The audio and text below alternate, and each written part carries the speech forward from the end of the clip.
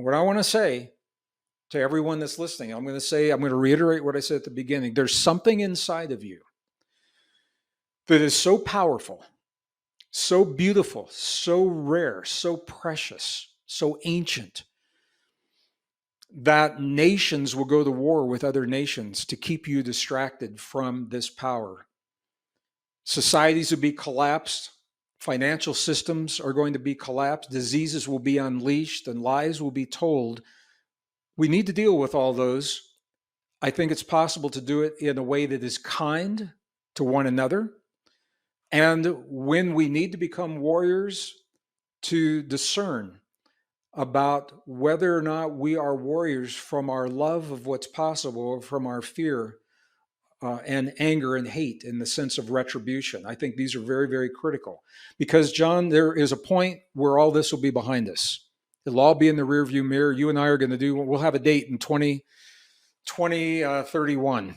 Listen, right now, you could be only a few clicks away from experiencing something amazing, something that has changed thousands of lives all over the world. I'm talking about a high consciousness field similar to those at pilgrimage sites and sacred places. It's where people go to heal, to connect, and to become the best possible version of themselves. With FLFE, you can bring such a high consciousness field into your home right now. It's a spiritual quantum technology based on the work of Nikola Tesla. Better sleep, more energy, greater well-being, improved finances, electrosmog mitigation. These are only some of the things people on the FLFE service are experiencing. Try it now for 15 days completely free of charge, no credit card needed. Just click on a link down below to start your free, no strings attached FLFE trial right now.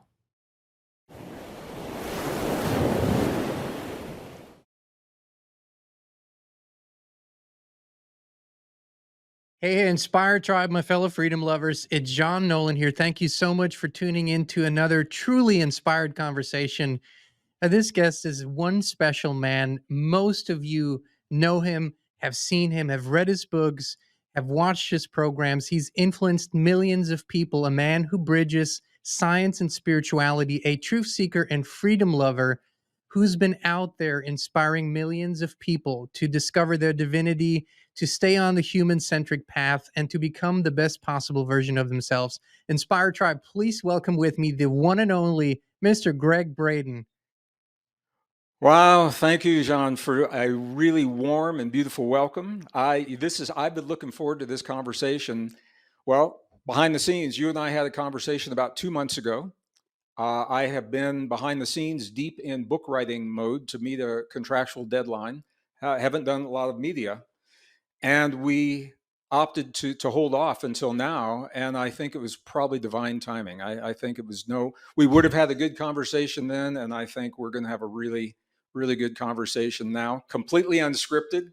We don't know where it's going to go. That's what makes it exciting. So thank you for the opportunity and for sharing me with your community today. Your community, my family. Gregg, it's such an honor to have you back. I've been looking forward to this conversation like you for months and thinking about it and envisioning it. And you and I both wanted to specifically today touch more on something that has been, discussed in so many ways, but maybe not where we're going today. And that is the significance, the dream, the idea, the vision of this nation of America, how it, what it is its role in the world, what is its role for the people here, why is it so different, why is its history so unique? Those are topics that we discussed and we said we wanted to talk about. It is July 2024, probably the craziest July we've seen in many years. By the time this airs, the list will be outdated, but a former president has been, there was an assassination attempt. Yeah. The current one is dropping out of the race. It hasn't been seen. Supposedly severe medical issues. We have chaos, uncertainty, unlike ever before. What do you make of it all? What do you see is happening? You've been talking about big changes for a very, very long time. Are we in it? Is this the time of transformation that everybody's been waiting for? Well, you just scratch the surface with that list. Other than that, not much going on. It was just the surface. CrowdStrike. I mean, what you name it, there's so I much. know, I know. I'm just going to begin. I'm going to tell a quick story. I did. We all remember the craziness of 2012, and there was an East Coast commuter traffic radio talk show I did during 2012. It's a morning commute show, and I remember the interviewer saying to me, "What's the big deal about 2012? You guys made a big deal about nothing's happening. When are all these changes going to happen?" And I interviewed with that interviewer again recently, and I reminded him of that conversation. And he said, "Yeah." He said, "When are these changes going to stop?" And I had to say to him, "We're just getting started." And you and I have talked about that behind the scenes as well. John, in the time that we have here, and because you have such a well-informed audience, it's one of the things that makes it really exciting for me to come and share this with our community. Uh, we're going to touch on, and again, this is unscripted. What I'd like to do, I'd like to touch on a number of different topics and weave them together to give a context for why America is so important in the world right now. You okay if we do it that way? If we just You have the stage, my friend. Please do. Please do. You're a master storyteller. Well, thank you for that. And this is a true story that we're going to be sharing here. Some of you have heard some of the things I'm going to say. For some people, have never heard any of this. And I just want to preface all of this, John. Everyone has a belief system that has worked for them. And I'm just going to look right in the camera, and I'm going to speak right to my family, to my community here. You all have belief systems that have worked for you, and we have to say they've worked because you're here. They've gotten you to the point where we are now. Those belief systems, many of them are breaking down. They're collapsing because they're unsustainable. And before we have a conversation like we're going to get into now, what I'm going to invite you to do is just in your mind, have a little mental file folder. It's just called possibilities right at the top. Just put possibilities. Everything you hear in this next 90 minutes or so, just drop into that file folder. That makes it really safe just to listen and embrace the belief system that has worked for you up until this moment in your life. And I'm going to say this, is the world is changing very, very quickly. And the moment that your current belief system fails you, when it breaks down, rather than struggle and trying to make it fit, I'm going to invite you to bless it, let it go because it served you. Come to this file folder, and I think you're going to be amazed at how well what we're going to talk about, what John and I are talking about over these next 90 minutes, how well they're going to serve you in your world. I do the same thing when I'm listening to new information. I'm a systems thinker. I'm a scientist. I'm a systems thinker, and I tend to look at the really big picture, and that's where I'm going to start right now. And John, you and I have had this conversation. We talked about it briefly on another podcast. Everything that we're seeing in the world today, bar none, is connected. It is related. We are witness. We are in the presence of a battle. It's an ancient battle that's been playing out since the first of our kind emerged on this planet 200,000 years ago. And to some degree, it was playing out even before we got here. It is a fundamental battle, and many people will position this as a battle between good and evil, and that certainly is happening. Good and evil is happening. The way this battle is playing out right now, it is a battle that is unfolding on two theaters. There's a battle for our planet, and a lot of people aren't talking about this. As a degreed geologist, I can see this happening, and I've been pushing back on it for a long time. There is a battle to geoengineer our planet into conditions that I'll just say it like this, they simply are not good for us as humans. I mentioned this in January of this year. I did a little experiment, and I plugged in all of the geophysical parameters that are the goals of the UN and the WEF. If we meet those carbon goals, if we meet those temperature goals, and I just said, okay, Greg, stop pushing back for a moment, embrace it. What would the world look like? So I ran this on a geologic time scale, and to my astonishment, John, what I found was the last time, if we were to meet those goals, the last time Earth reflected those parameters of atmospheric gas, greenhouse gases, global temperatures, the ice sheets, sea levels, all of those things. It was in the mid-Pleistocene period. The mid-Pleistocene was not a good time for life on Earth. Temperatures, the global temperature was about 10 degrees cooler than it is right now. Carbon dioxide levels were so low that the forests died. We don't want to go below 185 parts per million. That is a death sentence for our planet. During the Pleistocene, we were hovering around those areas. If we were to meet the goals that are being proposed, we would be in the 282, right around 280, something like that. And it's not like a little switch where you can fine tune it. It's dangerously close to where we don't want to be. A lot of extinction was happening. The forests died. The ice sheets covered most of the upper third of North America. Sea levels were higher. The bottom line is it wasn't good for us. It wasn't good for humans. And so then you ask the question, if it's not good for us, who's it good for? And why would we want to convert our planet into something that reflects that? And by the way, NASA just came out with a report. Earth is greener and lusher and healthier right now than it has been in 20 years. And that is counter to some of the narratives that are out there. And honestly, when Earth has been healthiest, it's been during the times when the CO2 levels were high. There was less ice, the oceans were higher, the temperatures were warmer. It's a problem for us today, for civilization, because we built civilization with a belief system that climate is static and that everything would always be where it is. Temperatures, sea level, ice would always be where it is. So we've got a lot of money and a lot of population invested in low-lying areas. But if you take that away, it's not a death sentence for the planet at all. So the question is, why would the powers that be work so diligently to the point that they are to push us back into a Pleistocene era environment? So this is that's a whole conversation that we could have. There's a battle for our planet. There's a battle for the population of the planet. And this is what we're really going to get into today. There's a battle unfolding. It's playing out every day in our lives. Good and evil is at the foundation of the battle. It sometimes plays out in a way that is kinetic, where we see action, armies against armies, and sometimes it is in a way that is non-kinetic. It's insidious because it is a psychological battle. I know you've talked about this, Sean, on your program. This battle is playing out. We all know there's a battle for our thoughts. There's a battle for our beliefs. There's a battle for our bodies. We've seen that play out over these last few years.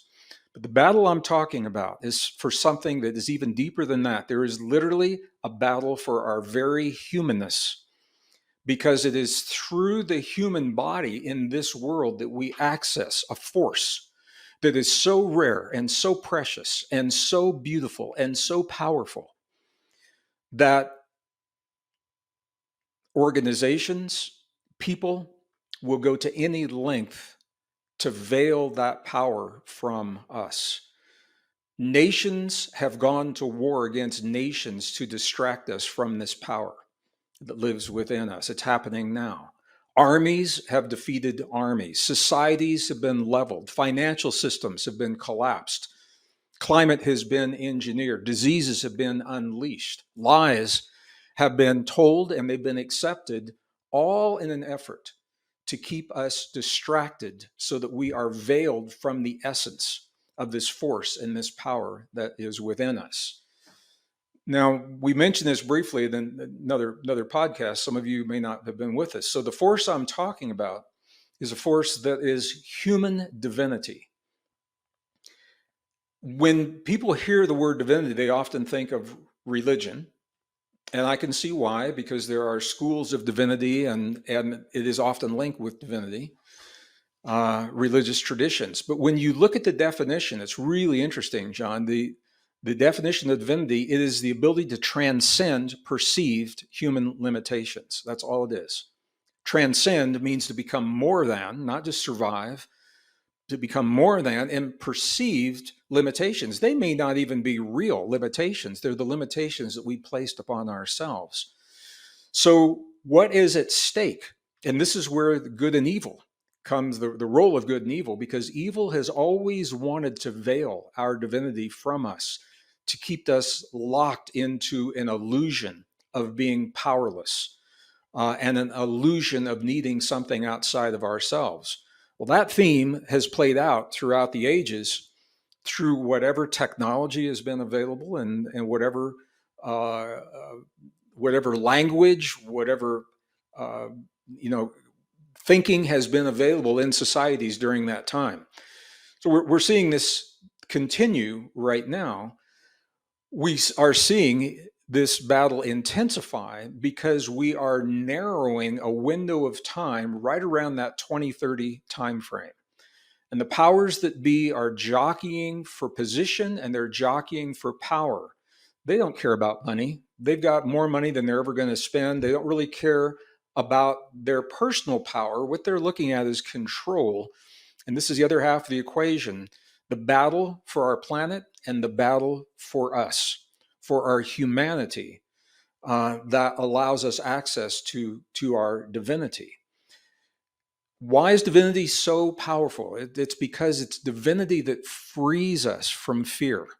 And fear is the most powerful commodity that anyone can have when you are in a battle for control, when you're in a battle to subjugate a population. Fear.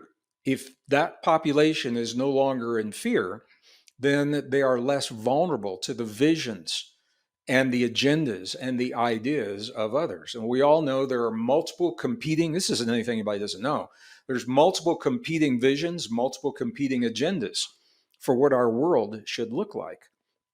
This is the context. Everything we're seeing, and I am seeing even friends in our close circles, other authors.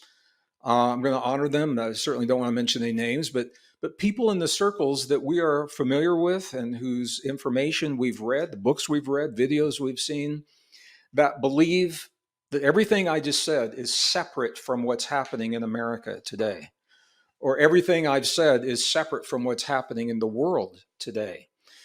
Well, there's an intensification for this battle because we are just a few short years from this 2030 window. And by the way, this is still part of the 2012 phenomenon. When I wrote the book, it was a book called Fractal Time, and I released it in 2010, 2 years before the 2012 phenomenon. I wanted to give people a heads up. And in that, I identify this phenomenon when a cycle of any kind, a cycle in a human relationship, a marriage, a cycle of health, a cycle of abundance in finance or jobs or cosmic cycles. It's the same thing. When they end, they don't end on a dime. There is a buffer, a window between the time that one cycle winds down and the other one winds up. And there is a factor, a mathematical factor that you can apply to the length of the cycle. If the cycle is 20 years or the cycle is 5,000 years, you apply this mathematical constant and it will tell you the buffer. We talk about that in the book. Well, the buffer for the year 2012, interesting, it's a 36-year long buffer for a cycle that's 5,125 years long. 36 years, 18 years before 2012, 18 years after 2012. And of course, that 18 years after is the year 2030. It also happens to coincide with some cosmological events incoming. A dear friend of mine, dear brother, before he passed, his name was Paul LaViolette, and he was writing about the volley of cosmic radiation that shoots through our universe at very specific intervals of time. And sadly, his work, he didn't see the acceptance during his lifetime that it is now receiving. One of those volleys, you can't nail it to a day or a month, but one of those volleys is a factor of the 5,000-year cycle and the 26,000-year cycle of our precession, the equinoxes. So all to say, there are things converging on the year 2030. The powers that be know that. They're jockeying for position, they're jockeying for power to be in the best place uh, in a number of parameters when that happens. So, good and evil. Sometimes it is a philosophic battle, sometimes it becomes kinetic. What we saw in Israel on October 7th, I was in London the day that it happened, and I saw the raw footage before it started being edited by the networks. And it wasn't about Israelis and Palestinians. This was pure evil that was unleashed in a way that I never thought that I would see in my lifetime. It's not allowed to be seen or even to be known in the United States. Social media platforms won't allow it. Community guidelines won't allow it. Now the mainstream narratives won't allow it. But it was an example of evil rearing its ugly head in a very kinetic manner. Well, the way this battle is being fought is through an insidious kind of warfare that now has been given a name. It's called fifth generation warfare, 5Gen or 5G warfare. And this isn't 5G in terms of cell phone towers, 5G or fifth generational Well, warfare. let's just include it for shits and Well, giggles. well, it is. It's Yeah, part of that. I know, And yeah. yeah, and the fifth generation warfare, it is especially insidious warfare because it is a psychological form of warfare. It is an emotional form of warfare that may precede a kinetic warfare. You know, when you think about it, kinetic wars happen because people believe in those wars, or the powers that be believe there's a need for them. All of that is based upon the way we've been taught to think. And what's happening right now, I know it's happening, and I'm still in awe of how efficient it is. And John, you've nailed this. And some of your, I haven't seen every one of your podcasts. I've seen you talk about this enough. Is that the psychological warfare that is happening in the world through social media, and America is leading the charge on this? Uh, is the powers that be know that to meet the goals for this 2030 series of events, America, as America has been in the past, cannot be allowed to exist because the freedoms that we have been given as a nation, and I'm going to talk about these quite a bit here in just a moment, those freedoms are so rare, they are so precious, and they are so empowering that if the population is allowed to exercise those freedoms, that the visions and the agendas for this 2030 convergence, they can't happen. America, I've actually heard it called the problem of America because we Hmm. stand in the way. We Yeah. are the last bastion of these freedoms. Uh, they know that America, it would be, it would make no sense to try to impose from the outside the changes because Americans would resist.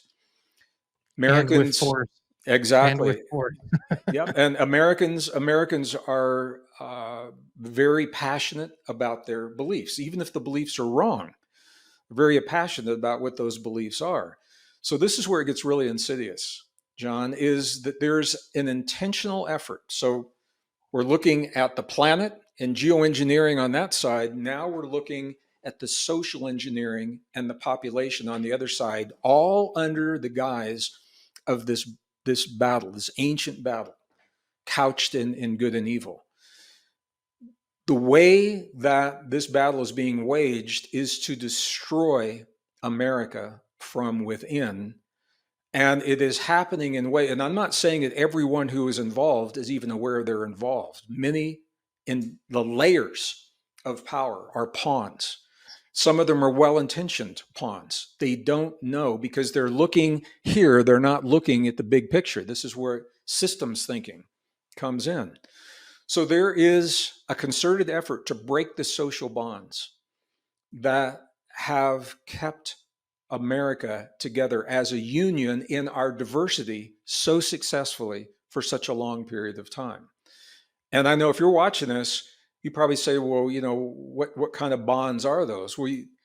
It's been happening for a while, but it kicked into high gear right around 2011, uh, when the battle between the rich and the poor Occupy movement, the 1% and 99%. Here's where it gets so insidious, is because there is a discrepancy. It does need to be discussed. It can be remedied, but that's not what happened.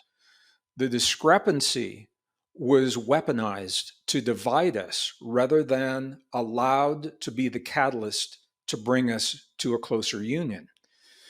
And we all said it's still happening. It's still happening today. And then that was followed with the weaponization of the differences between men and women and the Me Too movement, an important movement, a conversation that needed to be had. We still need to have this. But rather than using that to bring us together in a kind and compassionate way, it was weaponized to drive us apart and create more hate. The same thing between blacks and whites, and Christians against Muslims, and Jewish against Muslims. And now it's happening between men, women, adults, and children. The lines are being blurred. The lines between gender are being blurred. The last bastion that we have now is our religious beliefs. And now the religions are breaking down. And John, you've done a beautiful job talking about why that is and where that comes from. The point is that the things that we've always believed in the past and the beliefs that have held us together as a union are intentionally being destroyed. Those bonds are being broken. And when there's nothing left to believe in, when all of our belief systems, now our trust in our own government, our trust, we don't know what's happening with our president. We don't know what is happening with this election that's coming up. We all have suspicions. We have bits and pieces. But this is the point. It's the suspicion that destroys, the lack of trust that destroys not just the nation. That's happening at the dinner table between kids and their parents, or between a husband and a wife, because the information silos that have been designed to keep us isolated in our personal echo chamber of what we believe to be true. It is reinforced through the algorithms to the point where what we see, we think is true, and the person next to us believes that what they've seen is true, and they're so passionate about it. This is how you destroy a nation, and it's how you destroy a society. It's how you destroy families.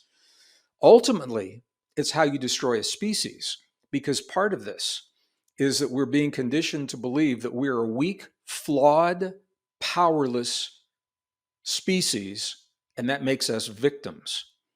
And as victims, we need a savior. And our savior is being touted as technology that we embrace and allow into our bodies, not just in the world around us. We're being persuaded, convinced, in some cases mandated, to accept technology into our bodies.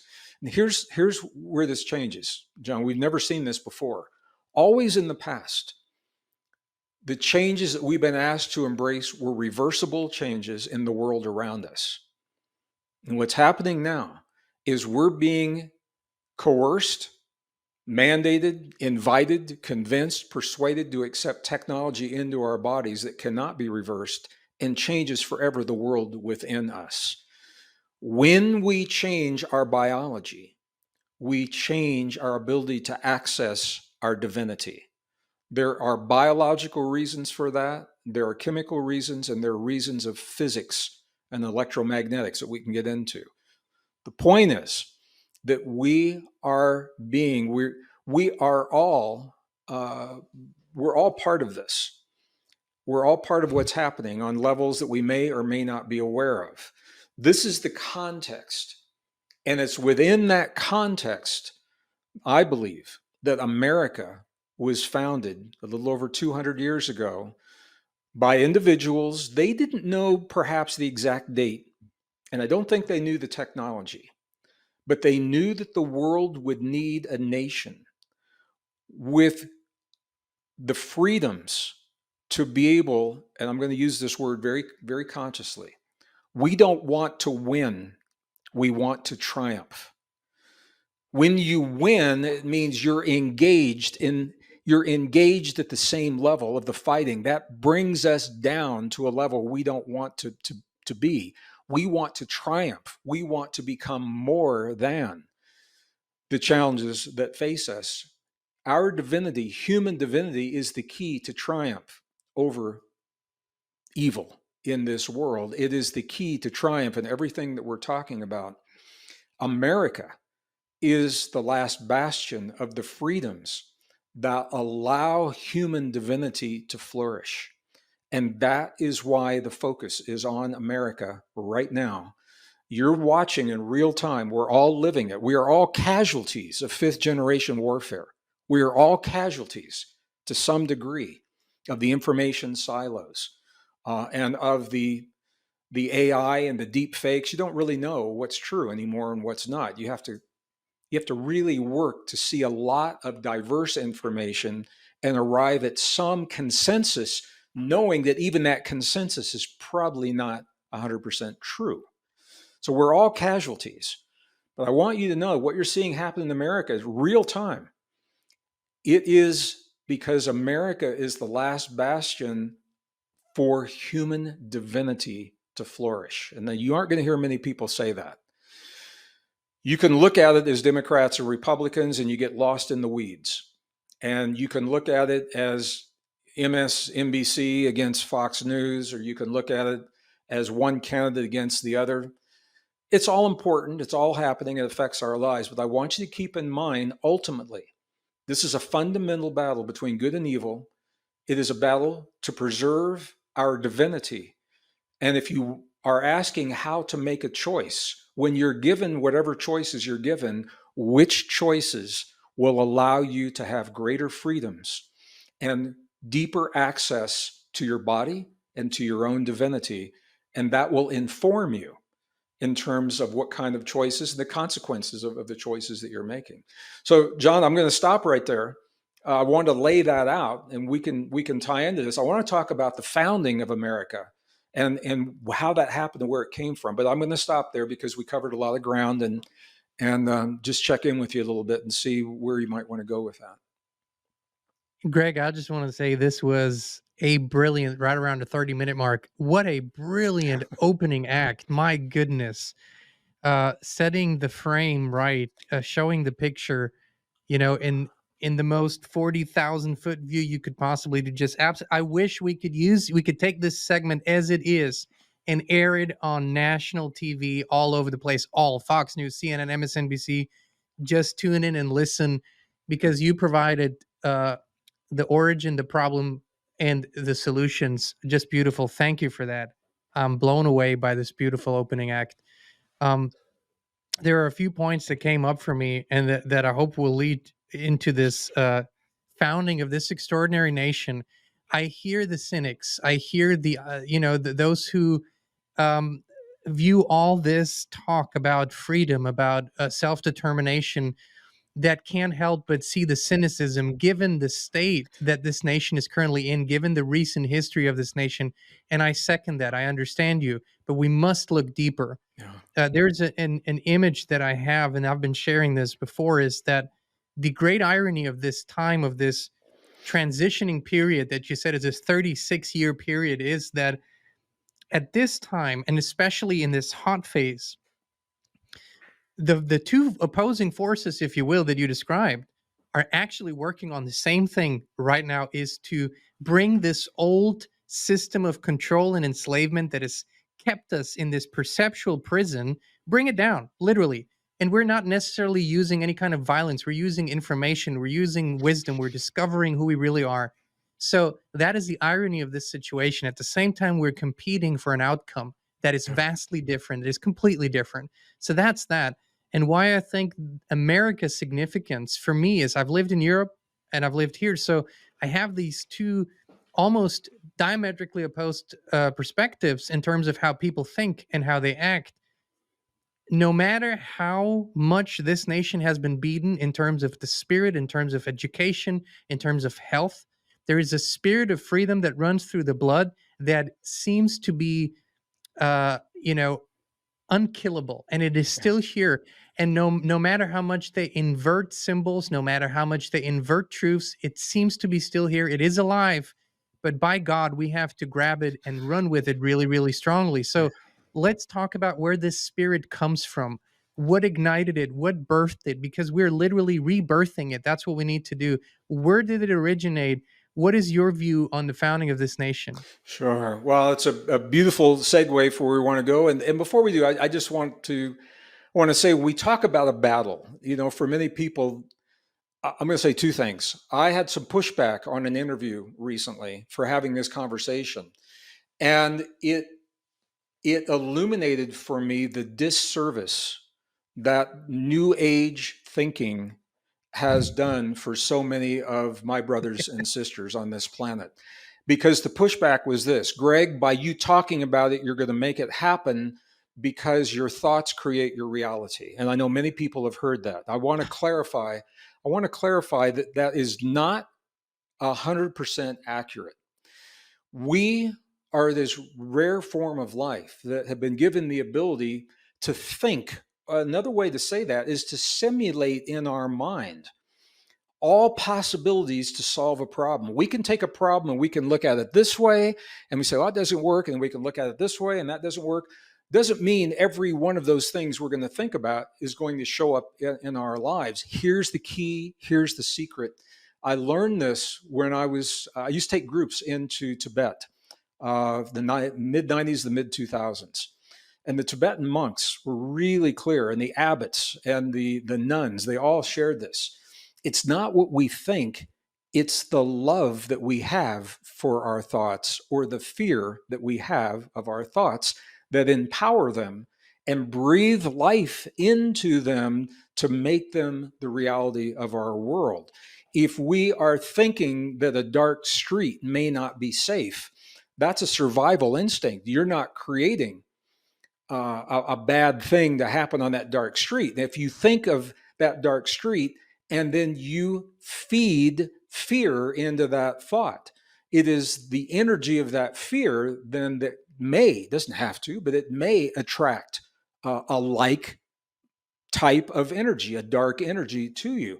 So I'm going to invite people, please don't be afraid to think. We've been conditioned, and the New Age movement was part of this. And I saw this happen.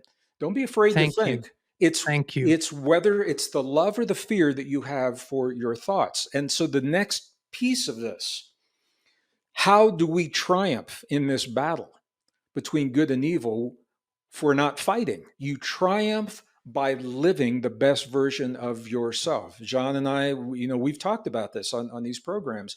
You live your divinity. What does that mean?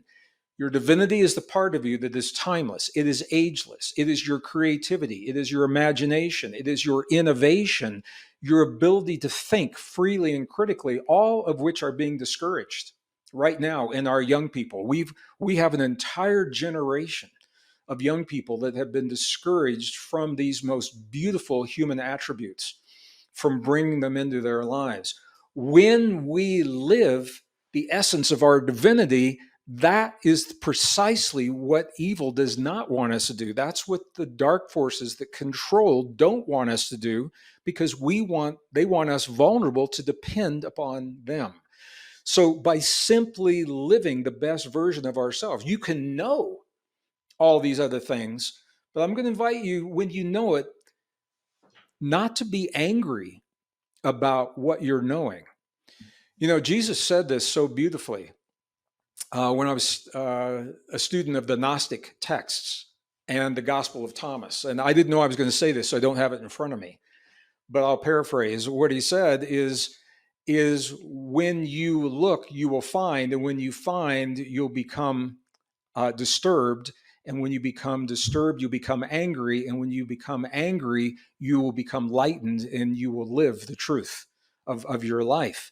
What he's saying is, when you see the truth, pull back the veil of the deception. And deception is a huge part of fifth generation warfare.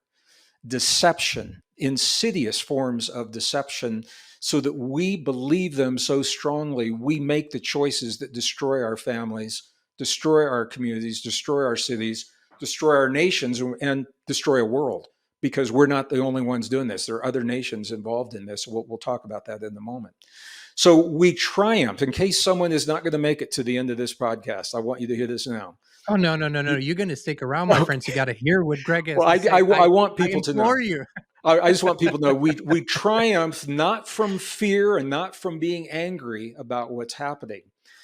Now, after October 7th, Sean, you and I had this conversation on a podcast. There are times when we have to fight because we all have a warrior within us and we have to fight. And this is what's so interesting because there's the kinetic fight in this 3D level, and there's the spiritual battle on a deeper level. So when you find yourself in a position where you have to fight, I've been there with you, we all have been there. Here's the key. On the physical level, the outcome may look the same either way you go.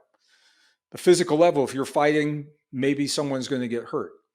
But on the spiritual level, here's the thing. This is where we triumph.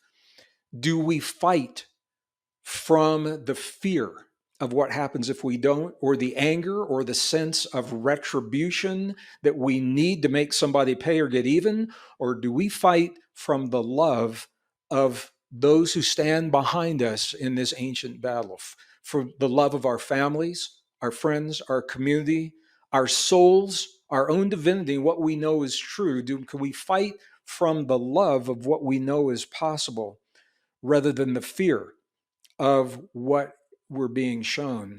That is where we triumph, because then we do not descend, we don't succumb to the darkness that we're being pushed into. I mean, there's no other way to say it. We're being pushed into this very, very dark place. So I wanted to say that. Now, John, you asked a really good question. America, what does all this have to do with America? What's it have to do with, election or Democrats or Republicans or any of those things? The history of our nation, the true history, is not taught in our schools. Actually, very little history is taught anymore at all, sadly. Not even false history, yeah. I know, not even the false history. The truth of our nation goes back beyond what many people think. They say, oh, this guy Columbus got lucky, 1492, he sailed across the ocean blue, and here we are. Before that ever happened, our roots are deeply rooted in the Knights Templar tradition. And many people, we could do a whole conversation on Knights Templar. Officially, with the history book, by the way, I was having this conversation with a live audience, and I had some young people in the audience, and they were real-time Wikipediaing everything I was saying. And then they were saying, Wikipedia doesn't say that. Wikipedia doesn't say that. So I'm going to say to you that much of what I'm saying that you put into the file folder of possibilities, Wikipedia probably will not validate, including what I'm about Greg, to say. I'm not going to, you're not going to say it. I will say it. Okay. I'll say it. Pardon my French. Fuck Wikipedia. Oh, Listen to yeah. Gregg Braden, please. No, well, it's because it is the way it's set up. It is part of the disinformation campaign. Of course. Misinformation, disinformation, in some cases, flat out lies. So Knights Templar officially were persecuted and disbanded in the year 1312, I believe. That's what you probably will see that in Wikipedia. What happened was they never really disbanded. They were persecuted by the church. The church turned on them. Many of them were executed, burned at the stake. They went underground, and many of them fled into Portugal. And that's important because this is where Columbus sailed from. This is where he was funded. He was actually funded through Knights Templar funding to take the principles that they were trying to implement at that time in Europe. They wanted to find a land where they could implement these principles. There's so many pieces that we can bring in here. Some people are familiar with the term the Magna Carta, the charter. That was, I think it was King Philip. Did I write that down? King Edward, 1215, the Magna Carta. If you could see the studio in here, you would see that I have a framed copy of the Magna Carta, a framed copy of the Constitution, a shield of Knights Templar, and a ceremonial sword of Knights Templar right in here. That energy is with me all the time when I'm in this. Yeah, when I'm in the studio.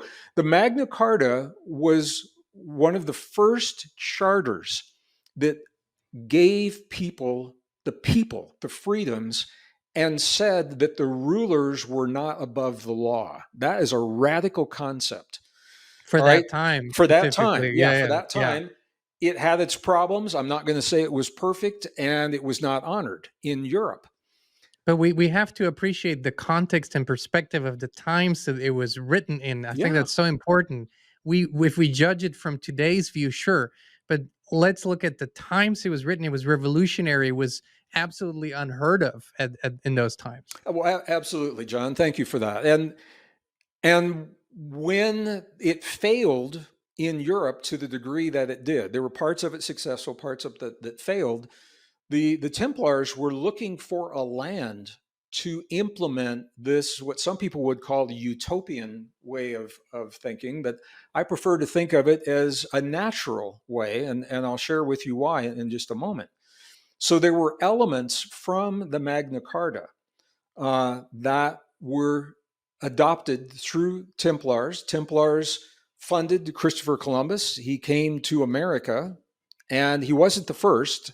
There are a number of vaults, VAULTS, Templar vaults that have been discovered in North America. We know the Templars were here. This is part of the hidden history of the United States. We know the Vikings were here long before Columbus. I mean, that's no secret. There are Templar vaults that were here when Columbus came and founded this nation. And then we have a little bit of the history that happened after that. When the founding fathers got together, left England to come to this Templar nation, and we literally are a Templar nation. 13 of the 56 signatories on the Declaration of Independence were Freemasons. People say, Yeah, I "Well, have them all in front of me here. I there you have go. all the masons out here. I'm looking at them up here." So Yeah. people say, "Well, what difference does that make? What's the connection?" Well, when the Templars were disbanded, the name Templar, you didn't want to identify yourself as a Templar, at least not around a place where there was a lot of good firewood. So they found refuge in the Masonic traditions. I have spoken to Masons that don't know this and some that will disagree. And if you Google or Wikipedia, you'll see different versions. Some say yes, some say no. There were many orders of knights, and they found refuge under the Masonic traditions. And this is important because 13 of our founding fathers, and they were all males at the time, were of the at least 13. There may have been more. And there are only 13 that outwardly proclaimed or professed that we can actually document. There are some that say as many as 15 may have been Freemasons. And on average, they were either masters or grandmasters, so they were high up in They're the order. high level.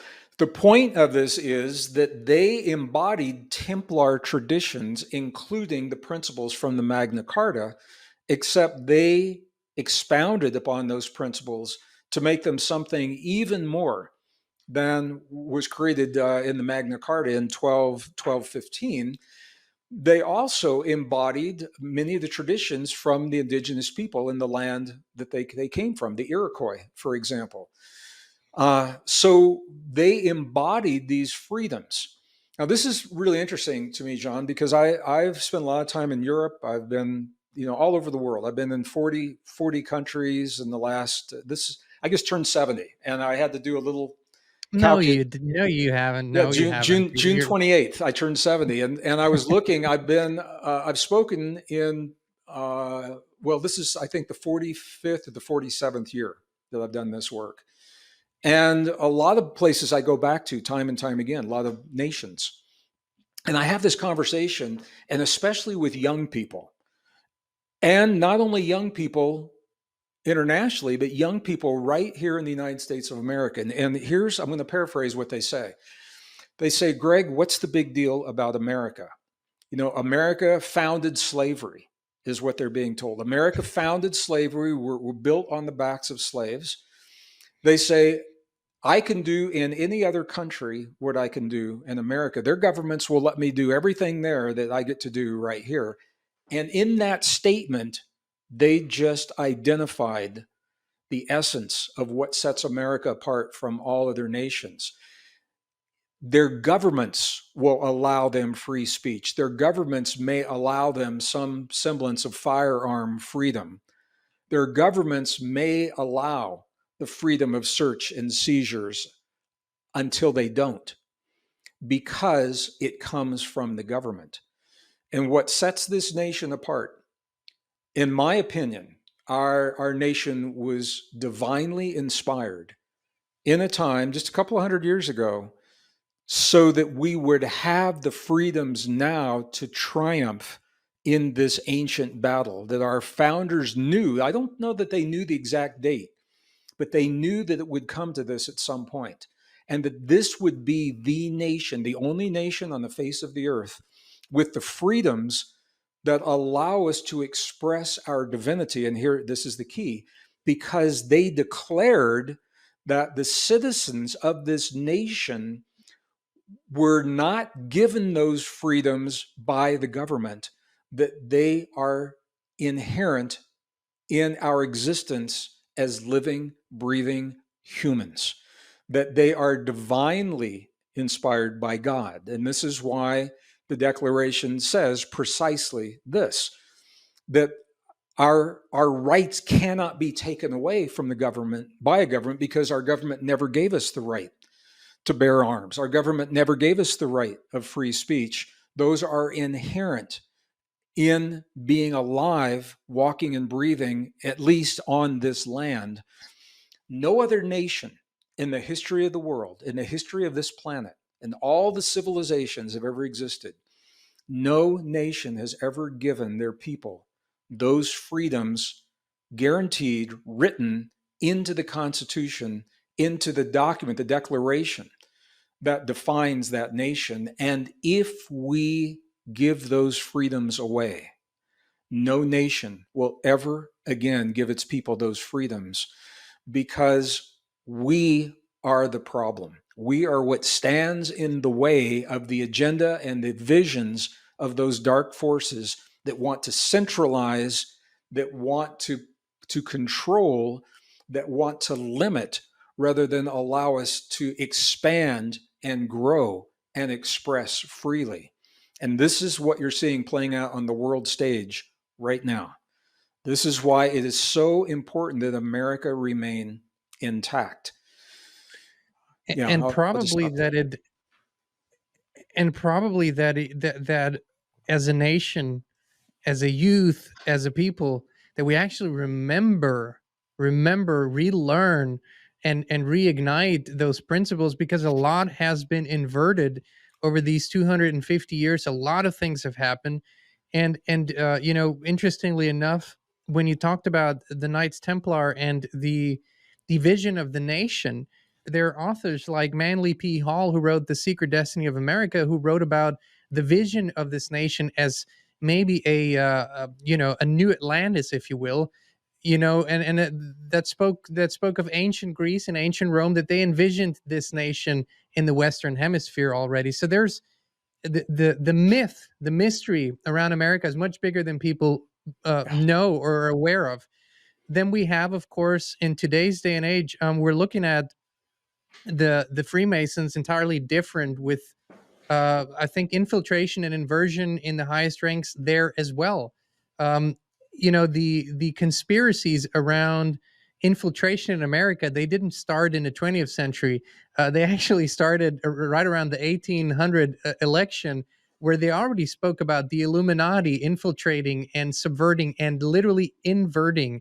So they were talking about the demoralization of the youth. They were talking about literally a lot of the same things that we're experiencing right now again. So this nation has, I think, from its inception been under attack because of this vision, because of the strength of this idea. So it has been under attack and literally at war for 250 years. I think it's time for us to find a way to make peace. And I would love to play this and watch this with you, Greg. Another great influence that is never talked about, but it is in the congressional records. It is recorded that the influence that you mentioned them, the Confederacy, the Six Nations, the Iroquois Nation, that their leaders and their constitution had on ours. Yeah. So I would like to play this 3-minute clip by Chief Oren Lyons, the faith keeper of the Wolf Clan, who has been a teacher of this for many decades. If you don't mind, I'd love for us to watch this together. I think it's perfect timing, John. I'm going to sit and enjoy with our community here. 1744, when Six Nations was presiding over a meeting in Lancaster, Pennsylvania about land, as usual, you know, colonies, and Six Nation was presiding because all the land was Indian land. We were trying to protect the interests of our people, the nations, the land. So they were squabbling between themselves, the colonies. And one of the Onondaga chiefs stood up and he said to them, you know, you people never going to amount to anything until you learn how to work together. Why don't you make a union like ours? The principle of peace. That's the principle of our peace. Equity, to be fair to everybody, and to be united. We're the first United Nations, Iroquois, way back, based on the women's side. The women are in charge of the clans. We have 5 leaders: clan mother, principal chief, deputy, faith keeper man, faith keeper female. That's our, in every clan. They have duties. Her duty is to find those leaders. So it's the clan mother that chooses the leader. But it has to be ratified by consensus by the clan, and then ratified by consensus by the Council of Chiefs, and then finally ratified by consensus by the Six Nation Confederacy. So you just don't walk in there. And in 1775, then, when we met, the Speaker for the Continental Congress said to us at that time, in 1744 in Lancaster, you advised us to make a union like yours. We are now taking your advice. That's where your United States started from. You don't know that. You haven't been told that. It's not in your history books, but it's in the history. It's in the congressional records of the United States. It's not figment. It's written down word for word what they said. We're going to make a union like yours based on peace, equity, union. Gregg, I don't think we can talk about America without talking about the people that were here before us. Yeah. And their significance in our history. What are your thoughts on this? You know, this is all part of the lost history that that I think we all are dealing with now.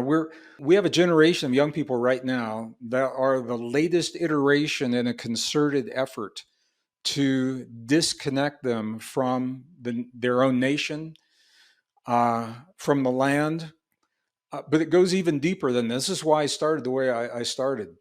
This is a fundamental battle for our humanness and for our planet. And we can't separate those. It's playing out on those 2 different theaters. Some people are trying to separate, you know, what's happening with, you know, climate change from what's happening in our everyday lives or what's happening with our divinity. You can't separate those things. Our indigenous ancestors, part of my heritage is Cherokee, southeastern Cherokee, and on my father's side. And it was denied in our family for a long time. Part of my heritage is Hebrew on my mother's side. And that was denied for a long time because lives were lost in the mid 20th century because of that. So this is my blood. I am a combination of Hebrew and Cherokee, not the religions, not the belief systems, but the DNA, but the blood. Both of those traditions are rooted in Holocaust. Both of them are rooted in oppression. And I think it's probably one of the reasons I feel so passionate about honoring our past and recognizing where we come from so that we can do just that, to honor those principles, to honor the principles of living close to the land, of honoring the resources, of honoring our relationship to food. There's a whole conversation that we can have on that. All of those things that are being happened, we're being taught to distance ourselves from food. What we find in the grocery store in many instances has very little connection with what grew out of the ground. And some people know that, and other people have accepted that and embraced that. So we have a whole generation of young people, John, where it's going to take a generation to re-educate those young people. And although many young people will say there's a rift and that we are dinosaurs and that we need to get on with the evolution of the world, they need us because they are about to lose the world and the very freedoms that make it possible for them to do all the things they know how to do, all the things they love, all the music, all the dance, all the freedom, and all the expression they take for granted is only possible because of the freedoms they're about to give away. And they are part of the giving away. Not every young person, but a lot of young people have been conditioned, manipulated, indoctrinated. In the old days, they called it brainwashing, into a way of thinking that says America is bad, that the human body is bad, that carbon is evil. We are made of carbon. We are carbon-based life. There was Some are more silicon than carbon these well, I days. think it's probably true. But no, just to give you an example of where how this goes. I'm coming to you from a little studio outside of Santa Fe, New Mexico. We live in a rural area. Right before COVID, there was a climate rally held in the main plaza in Santa Fe, New Mexico, and they brought in speakers who said a lot of things that were not true and incited the young people to not only fear carbon, but to hate anything that was made of carbon or that used carbon, and empowered them to then go into the community after the talk to vandalize and destroy anything that was carbon based. So automobiles, businesses, things like that. And it's an example of where that language can incite the violence that destroys a community. But those young people, and I talked to some of them because my vehicle was one that was vandalized. And I talked to some of them, and they so in their heart believed that they had just done a service to the planet. So one of our challenges is to steward a younger generation who has been misled and indoctrinated under our watch. We allowed the school systems to become what they have become. We allowed the legislators to become what they have become. To steward those young people, as difficult as it may be, through the eye of this needle in this very, very challenging time in our history, so that they don't lose the freedoms that they cherish. They don't even understand that those freedoms exist. That is one of the really insidious parts of the fifth generation warfare. The way this happens, and some of our viewers I know are familiar, there was a book called Rules for Radicals. Saul Alinsky Yeah. wrote that book, and it is a playbook for how you take down society for social change. We could do a whole conversation on that book, but there And is the way that it's written is the problem. Is the way it's written. It's so uh, perfectly done because it will enforce some of the good stuff and it will really put out why this is good yep. and necessary, and it will connect it to the most evil and horrible ways to do it and to be that radical. It's like Yep. it's one of the most psychologically impactful things I've ever seen written, I think. It is, and so just one of the, I believe there are 13 steps, and just one of those steps says that when you want to change something, you identify it, what that is, you freeze it, uh, you focus on it, and you polarize it. And that is exactly, if you look at everything I just mentioned, the discrepancy between the rich and the poor, you identify that. All the media was focused on that, and all of the commentary, and it was polarized. And this is the kind of men against women, blacks against whites, Christians against Muslims. I mean, it goes on and on. It's very effective. And it has happened, and our young people are casualties. Now, when I say young people, I don't mean everyone. There's some really sharp young people who are onto this game, and they recognize what's happening, and they're onto it. I was at an event not long ago, and there was I had three generations of people that came to the event. There was a grandmother, she was my age, who brought her daughter, who brought her eldest son, who was in high school. And they came up to me during the break, and we were talking. And what her son said to me, I think, was so telling, John. He said, "Mr. Braden," and I said, "Please, just Gregg." He said, "When I'm in this room with these people, everything you're saying makes perfect sense." He said, "When I go to school, nobody thinks this way. None of my friends think this way." And peer acceptance is so important to some young people when they're at that very vulnerable age, that it's difficult for them to live their truth. And I think this is where the spiritual growth really comes from. I was the same way. I grew up in a very conservative community in northern Missouri, in the Midwest, back in the 50s and 60s, early 70s. And fortunately, I was never really influenced by peer pressure. I didn't give in to the peer pressure to do the drugs, and a lot of the lifestyle. Must be a Cancerian thing. Maybe it is a Cancerian thing, and even now, I feel the same way. I'm a Cancerian too. I never gave in either. Yeah, I know you are, brother, and that's. But even now, we take a lot of hits on our social media, on the comment section. Some of it is because people don't take the time to listen; they simply react to what they think I'm going to say. Some of it is because some of it's bots, and I'm sure yeah, you see that as well. But a lot of it is from people that is simply, they're good people that have really been misinformed and indoctrinated into a way of thinking uh, that tells them that we are adversaries when we're not. This is, I'm going to go back. We have to go back to where we started. Our planet and our civilization are at stake. This is, our humanness is at stake right now. And so when we can keep those things in mind, and we look at the choices that we're given, it helps us to know we may never get 100% good choices, but some are going to be better than others. And if they're going to move us in the right direction, it helps us to know, where we need to go.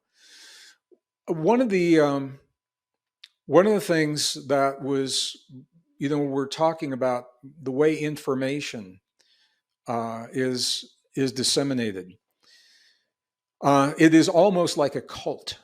And there are very specific steps in deprogramming from a cult that apply to what exactly we're talking about here. Unplugging from unhealthy social media is a big part of that. Recognizing that one of the ways that a cult will entice people is they will convince them that there is no other way, that it's their way, or they're going to lose everything. Well, we see climate activists saying the planet's dead in 10 years if you don't do these things. Impressionable young people believe that, and they don't want their planet to die. And so they're going to act radically. I think we have just seen the result of this in an attempted assassination on the president, from a rhetoric that is inciting people with things that simply are not true about what happens if one man is allowed to move into office. And I'm not saying that man is the best man for the job. What I'm saying is we have seen the consequence of information in the media that has been drilled into the minds and the hearts of vulnerable young people that don't have the maturity to think critically and to question what they're being told. And it is that is driving it. It's destroying our country right now. So in a very real sense, and I've struggled with this all my life, John, is is the very freedoms that we celebrate have been abused and used to destroy us from within. The freedoms of speech and the freedoms, to be able to express ourselves in the way that we have within the constraints. And this is what I want to say. You mentioned earlier that this is not new. It's been going on almost since the inception of our country. And I believe that's true. What's different is technology now has arrived at the point. Exponential factor, yeah. Yeah, well, it's a convergence. And I think it's no accident. The technology has arrived at the point where information can be manipulated and shared and siloed in ways that you could never do with a paper brochure or with talk radio alone or anything like that. And so we are. I want to jump on that real quick, just as an example. And I don't want to say anything as of preference around the subject, but I want to say what happened on July 13th when this assassination attempt happened. There was much more to the story, as always, right? Sure. And the thing is, what do we know 10 minutes after the fact? Nothing. We only know that something happened. We don't know nothing. We can only gather information. Yet, in the minutes after this happened, there was one word that was rolled out through a bot operation, and that word was called staged. And I've seen it infest the minds of millions of people, whether there's always a possibility that something like this might be staged. We've seen plenty of false flags in the past.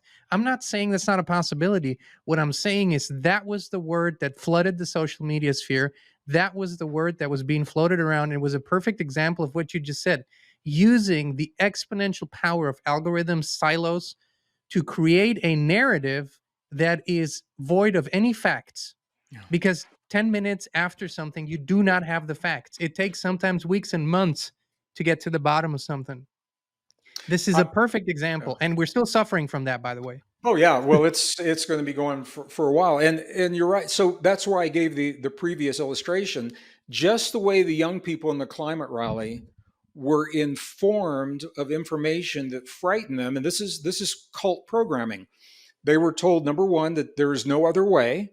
Number two, the fear that if they don't do something, it's all over. Their lives are going to end. The world is going to end. That's those same principles have been used in mainstream media, and critically thinking people, it's not going to affect them the way that, it's just going to be information. Young people who have not been taught to think critically have been discouraged from thinking critically, or have been indoctrinated into believing that America is a bad country, that we need to start all over again. Those kinds of things to a vulnerable young mind that is still forming can be disastrous. And I don't know that that's what happened here.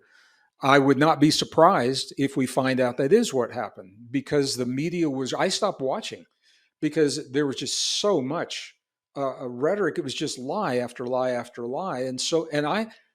My friends believe it. and my friends are frightened for those very reasons. But it is so confirmation bias driven, right? And this is when we are at an age where if we don't come back to what research means, what facts mean, what the truth means, and actually apply real values to those words, that they mean something. They're not just platitudes, and that they have definitions, and that we have to go by an approach that honors those definitions. We're lost. And I know we're coming to close surely to the end of this conversation, but we have a little bit of time left. Gregg, in 2020, I distinctly felt, and Christine and I, we went out on a walk when the craziness started, and it was very quiet outside. The world had shut down, slowed down. It was a moment unlike any other moment I've ever experienced, other than many, many years ago during the Yugoslavian War, Balkan War, I should say. I was vacationing on a Croatian island during the war that is usually filled with tourists, and there was nobody there, nobody. So it was an eerie and sort of very unreal moment. And in 2020, on that walk, we talked about it. We said, it's beginning. This is the beginning. And there's something big that's going to unfold here, and it's going to change everything forever, and it truly has. And it has also um, inspired us to make certain choices and to say, what is our line in the sand? What is the hill we're willing to die on? What are we going to do about all of this? And we really doubled down on those things and made sure we're going to show up with full purpose. Uh, I feel that a lot of positive things have come from this and a lot of unfortunately negative things. But we have to take these positive things because my intuition tells me we're in this moment of yet another turning point right now. We're living in it, and I think we're turning the page to a whole new chapter that's going to be extremely challenging, but might be even more rewarding in the end if we can make it through this. What are the qualities that we need right now, and what is the purpose of something like repentance, which when you find out that, like you said in the beginning, uh those beliefs that we held might have been wrong, we did the best we could, but now we have new information, now we have new wisdom to move forward. How do we repent, and how do we use this energy together, and what do you think awaits us in these coming years to this ominous year 2030? Well, that's four different questions that you just Sure. asked. I Yeah, had to pack them into one. no, I know. And as I suspected, our time has gone pretty quickly. I knew it would. I, I think, and this is why I said earlier in this program, in case we did run out of time, all of this is why it's important. Everything that's happening is important. Everything that's happening is real. Everything that is happening, it impacts us, it affects us in some way, consciously or through our jobs or our pocketbooks or the price of food or, in some way, healthcare, we're all being affected by all these things.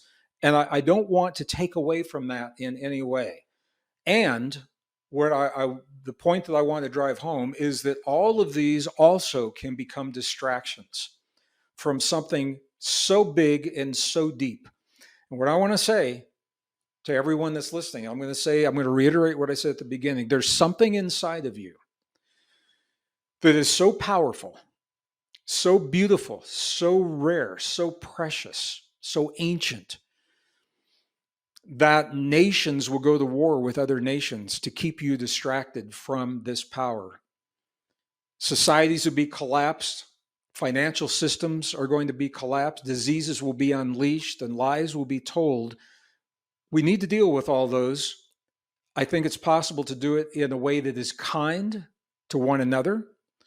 And when we need to become warriors, to discern about whether or not we are warriors from our love of what's possible or from our fear and anger and hate in the sense of retribution. I think these are very, very critical because, John, there is a point where all this will be behind us. It'll all be in the rearview mirror. You and I are going to we'll have a date in 2031. We'll come back here. Guitars And and bonfires. We're also going to do guitars, that. yeah, I've got my guitars in here as well. This is what I want people. This is what I want people to know. All of these things are important, and I'm not taking away from any of them. And we're in it.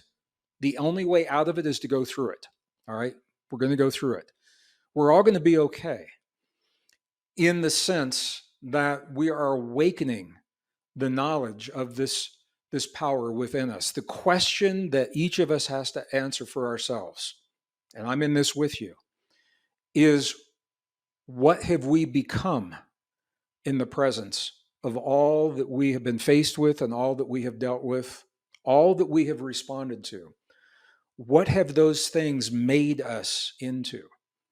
What have those things made us become?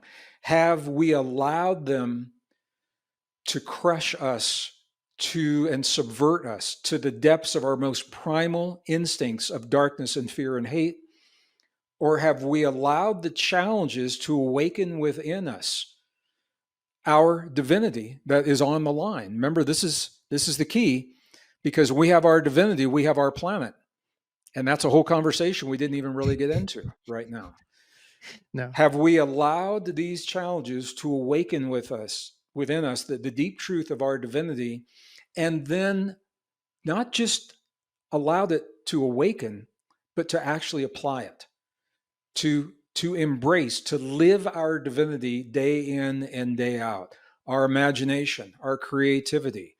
Can you, I'll just give you some little checklist items here. Can you love fearlessly another individual in this world without the fear of what happens if that love doesn't work out for you? Do you love deeply enough? Can you love fearlessly? Can you forgive another person without an expectation of something coming back to you from that forgiveness? And I've seen this happen. People say, oh, yeah, well, I do the forgiving, but it's never acknowledged. That's not the point of the forgiveness. These are examples of human divinity, compassion, imagination, the freedom to think joyously, to live joyously, and to love. When we are able to awaken and then live and apply those principles in our lives, we have triumphed in this battle of good and evil. And if you look at those principles and then you look at what's happening in the world right now, you can see there's a big disconnect. And that's why the world right now is unsustainable. It has to go away because there's a new world that's emerging. Neither one is fully in place yet because you and I are still building that new world. What I know is this, John, there is a new world coming. And when we have this conversation in 2031, we're going to be a lot closer to that new world. What I know about our community is this: they're good people. They love their families. They love themselves. They love this world. And they don't want the new world to be built upon the foundation of the suffering that we have all lived in our lives in the 20th century. They don't want the new world to be built upon the fear and the hate expressed as the wars and the Holocausts. They don't want that. I don't want that either. This is the generation. We are healing generational hurt in this generation. And that's a tall order. And it wouldn't be there for us if we couldn't do it. We've got everything that we need to do it. Our divinity promises us that this is true. There's another component of this that I haven't even gotten to in this conversation. Some of you have read a book I wrote in 2004. It's called The God Code. The bottom line is that the human body, our species, is not the product of random mutations and lucky biology. What the DNA now is telling us, now that we have the computer technology and we can look at DNA from an IT perspective, information technology, not just sticky, gooey stuff in a cell. What we're finding is that there's intelligent information encoded into the DNA that is in the nucleus of every cell of every human body. And that information is telling us that we are more than we've been told, and probably more than we've ever expected. There's a literal message. I'll just share that message. The message literally reads as the words "God eternal within the body" is the message encoded into the first layer of the DNA of every cell of every human body. It doesn't say who God is, doesn't say where God came from. God eternal within the body. It tells us that there's something so rare about our existence that sets us apart from every other form of life. And it is the knowledge that we are that uniqueness. And I'm going to use the word specialness because we are special. We have been given a gift of divinity in a way that was given to no other form of life. And it has nothing to do with religion, but it has to do with honoring the principles, the highest principles, the mightiest principles of what it means to live and to be a human in this world. We can talk about it till we're blue in the face. We're now being given the opportunity to demonstrate what that means in the world. Every moment of every day, what does it mean to be God eternal within the body? And how does God eternal within the body solve the problems that life brings to our doorstep? That's the workshop. That's the workshop of life. And this is what I wanted to say. It makes sense when you go back to the first part of our conversation. There's a battle for our planet, a battle for our species. We are God eternal within the body, attempting to express our divinity. When that divinity is veiled, when it's suppressed, we become vulnerable to other ideas and other agendas. The flip side of that is when we express it, is when we live the deep truth of what that means in our lives. And I think that's the world that we all know is possible in our hearts. We're going to breathe life into that world and make it a reality. And we're going to do it in this lifetime. This isn't decades down the road, because we're like a rubber band, John, that's stretched so tight. Something's going to give. And when it gives, we want to have something there for it to give to, something already in place to fall back upon. And that's the love and the community that we're all talking about. And I just have to say, John, you have done such a beautiful job of creating, you are a hub. You and Christine are a hub of a community that is growing by the day. I'm watching it. And you're probably reaching even deeper than you realize. As I do other podcasts and interviews, they know who you are. They reference you. You set a pretty high bar for your conversations, and I'm just acknowledging that and saying thank you for that. Thank you. I'm honored. We're both honored. The beautiful thing about this is when you're in it, and when you show up for what the creator ultimately puts in front of you, and this is our mission statement, that's what you do. And we trust that because it's being put in front of us and because we do it, that whatever needs to happen when it is done happens. And I'm very, very grateful for what you just said. And one thing you said is, we have the vision of this world, we have it, but we also have the memory, which is even more powerful. We're talking from memory. When I listen to you, you remember it on a level. You've been there, you've felt it, you've seen it. It is a reality that we are rebirthing, if you will, but really allowing to emerge again. So that's how I've always viewed your work, your incredible books, your incredible workshops, your travels, that where you're inspiring so many people to dig deeper and to discover that. And you've mentioned it in the beginning of the conversation, Greg. You are in the finishing stages of a new project, of a new book that we all can't wait to read. When is that happening, and what can we look forward to? The delivery date is next week, and the launch date is January 28th of this next year, just a few months away. And they've asked me not to say a lot about it right now. It's still in the edit process, but it certainly touches on a lot of what we've just shared here. Can you reveal the title? They asked me not to, not yet. Okay, Yeah. but I assume that the tone of this conversation will be reflected in the book. To some degree, some of it is. The book has a lot. There's a lot of new science My God, that so is mysterious. well. A lot of new science that is revealing human capacities and capabilities that we've never even considered in the past.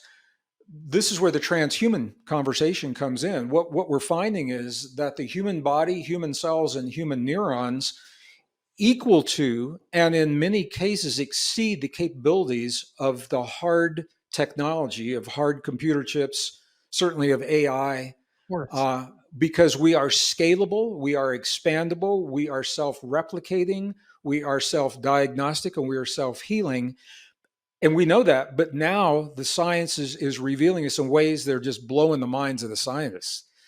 So we are the technology we've been waiting for, and that maybe is the subject of another conversation you and I can have.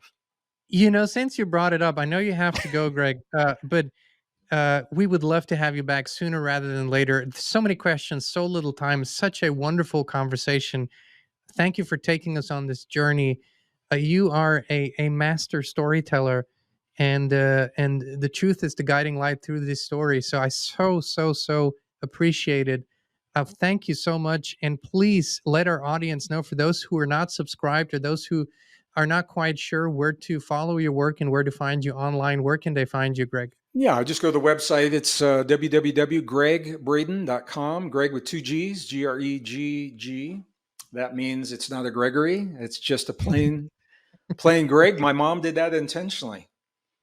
She gave those two G's, and I really, we covered a lot of ground, John, and I want to acknowledge that. Some of what we've said, people are very familiar with, some may be new for some people. Some of it's easier to hear than others. What I think is important, what I really want to leave with our community here is how can we solve the problems if we're not honest about the problems?